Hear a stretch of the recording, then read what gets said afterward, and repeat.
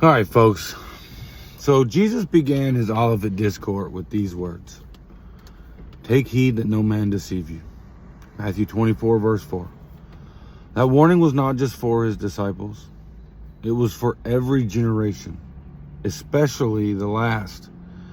And yet, deception has entered the church through the doctrine of the pre-tribulation rapture. It tells believers that they will escape before trouble comes. But Jesus said the opposite. In Matthew 24, 29 through 31, it says this. Immediately after the tribulation of those days shall the sun be darkened, and the moon shall not give her light, and the stars shall fall from heaven. And then shall appear the sign of the Son of Man in heaven. And he shall send his angels,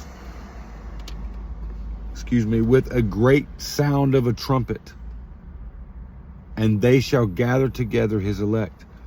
The return of Christ is not before tribulation. It is after. So let's walk the timeline God has given. First, the tribulation itself. A time of deception, persecution, and endurance. The Antichrist rises. The abomination of desolation stands in the holy place. And the faithful must flee. Daniel 12 gives us a measure. Blessed is he that waiteth and cometh to the 1,305 and 30 days. Daniel 12:12.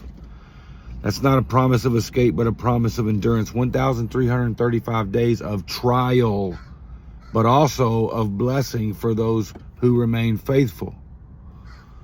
Then the return of Christ in glory.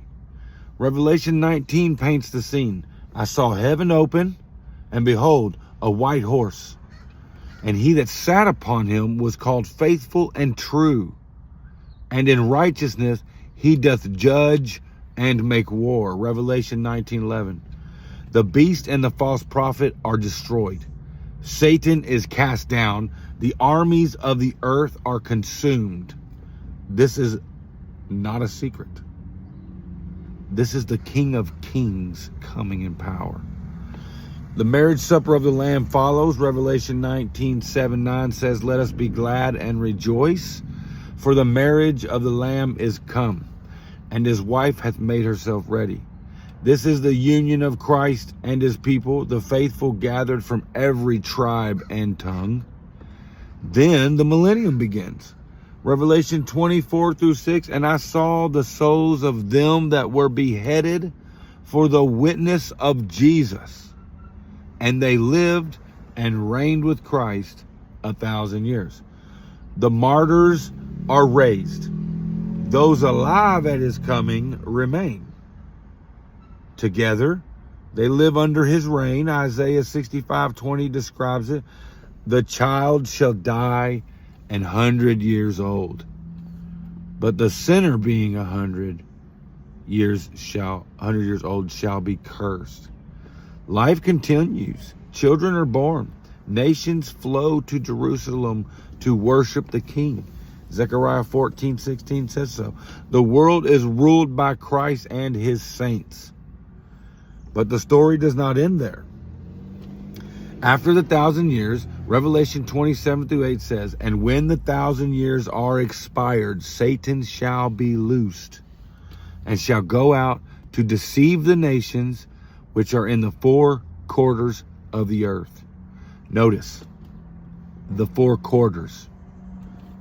These are the divisions. Earlier it says the four winds in another prophecy. The four winds are talking about the four quarters, north, east, south, and west. He's talking about large expansion here. He has to travel from Jerusalem to find people still waiting to rebel.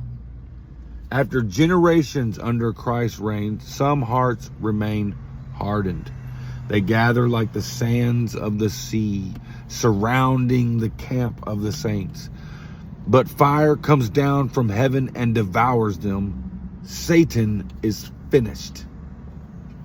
Next comes the great white throne judgment. Revelation 20:12, and I saw the dead, small and great, stand before God.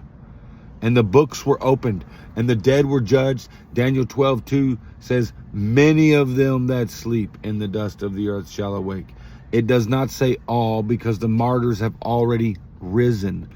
They are the only ones to rise in the first resurrection. This is the second resurrection. Many of them that sleep in the dust of the earth shall awake, some to everlasting life, and some to shame and everlasting contempt. This is the second resurrection. Now the rest of the dead are raised, each to face judgment. And then the last trumpet.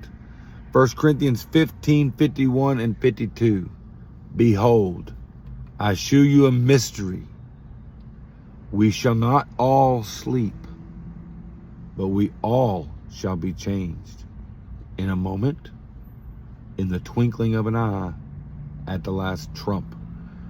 This is not just another trumpet blast. It is a final one. The moments when death itself is destroyed. Verse 54 says, death is swallowed up in victory. Revelation 20:14 agrees, and death and hell were cast into the lake of fire. Finally, eternal hope. Revelation 20:21, 1 through 4, and I saw a new heaven and a new earth. For the first heaven and the first earth were passed away, and God shall wipe away all tears from their eyes. All tears. And there shall be no more death, neither sorrow nor crying, neither shall there be any more pain. For the former things are passed away. That is the true sequence. No hidden coming, no secret rapture, one return of Christ, one kingdom, and one final trumpet. What does this mean for us? It means that we must prepare, not for escape, but for endurance. We must prepare to walk through 1,335 days of tribulation, holding fast to the word of God, keeping faith when the world falls apart. Tribulation is temporary. Victory is eternal. Do not be deceived. Watch, endure, and be ready, because the last trump will sound, and Christ will reign forever. Do not be part of the end time deception.